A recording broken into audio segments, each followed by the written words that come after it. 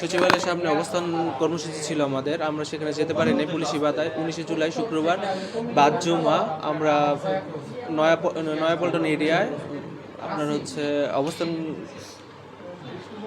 অবস্থান নেই, সেখানে পুলিশ আমাদেরকে হত্যার উদ্দেশ্যে গুলি চালায়। তো সেখানে উপস্থিত ছিলেন আমাদের ছাত্রদলের সাধারণ সম্পাদক নাসির উদ্দিন নাসির ভাই এবং আমাদের ঢাকা কলেজের মিল্লাত হোসেন ভাই, সদস্য সচিব জাতীয়তাবাদী ছাত্রদল। আমি তৎকালীন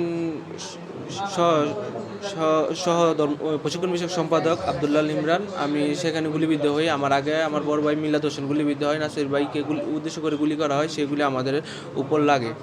তো 19 জুলাই আমরা যখন গুলিবিদ্ধ হই তখন আমাদের ট্রিটমেন্ট আসলে পাওয়ার মতো কোনো অবস্থা ছিল না, কোনো হসপিটাল আমাদেরকে গ্রহণ করতে ছিল না।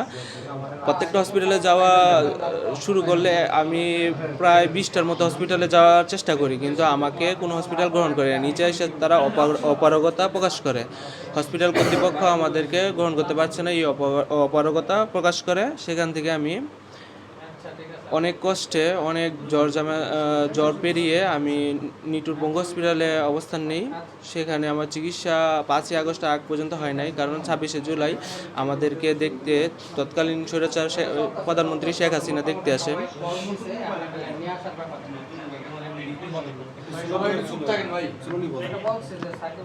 তৎকালীন স্বৈরাচার প্রধানমন্ত্রী শেখ হাসিনা আমাদেরকে দেখতে আসেন, দেখে এসে বলে তোমরা তো আমাদেরই লোক, আমাকে আপা বলে সম্বোধন করো। তখন আমরা রাজপথে স্বৈরাচার বিরুদ্ধে আন্দোলনরত। আজকে আমাদের বয়স তো কম, আমরা 2019 সাল থেকে ঢাকা কলেজে যখন ভর্তি হই তখন থেকে ঢাকা রাজপথে আমরা স্লোগান দিয়ে আসছি, হাসিনা তুই স্বৈরাচার। আমরা ভোটার হয়েছে আজকে 7 বছর 8 বছরে আমরা একটা ভোট দিতে পারি নাই। আমাদের যে ভোটগুলোকে যে কলঙ্কিত করা হয়েছে, সেই ক্ষোভ থেকে শেখ হাসিনা আমাকে বলে যে আমাকে আপা বলে সম্বোধন করা। আমি বলছি যে আপনি আমাকে গুলি করেছেন আমার পায়ে, আর আমি আপনার লোক না, আপনাকে কীভাবে আপা বলি? আপনি তো আমাদেরকে সরাসরি গুলি করেছেন আমাদের বুকে, আমাদের ট্যাক্সের টাকা দিয়ে গুলি কিনে সেইগুলি আমাদের বুকে নির্বিচারে আপনি নির্দেশ দিয়েছেন গুলি করার। আমি আপনাকে আপা বলতে পারবো না। সে আমাকে no release no treatment order দিয়ে যায়। তখন 5ই আগস্টের আগ পর্যন্ত আমার কোনো চিকিৎসা হয় নাই, এই হসপিটালেই ভর্তি ছিলাম, আমাকে রিলিজ দেয় না। তখন আমার বড় ভাইয়েরা খুব হতাশা ছিল যে ওর পাটা আসলে বাঁচানো যাবে কি না। এখন পর্যন্ত আমার প্রায় 24টা অপারেশন হয় আমার পায়ে।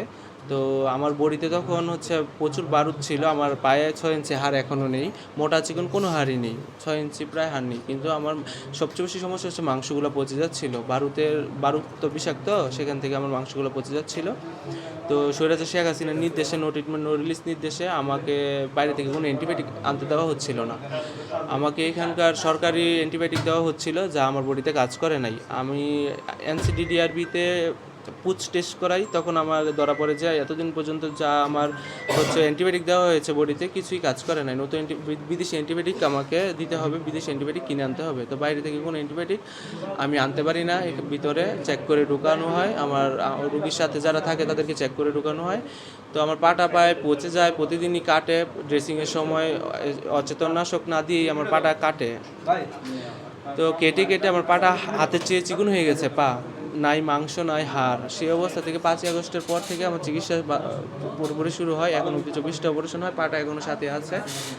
দীর্ঘ 4 মাস কোন ডক্টর আমাকে বলতে পারে না আমার পাটা বাঁচবে কি না। আমি জিজ্ঞাসা করলে বলতো যে তোমার হাঁটুর উপরে এই ইনফেকশনগুলো যাচ্ছে না, সেই বিদায় আমরা পাটা কাটছি না।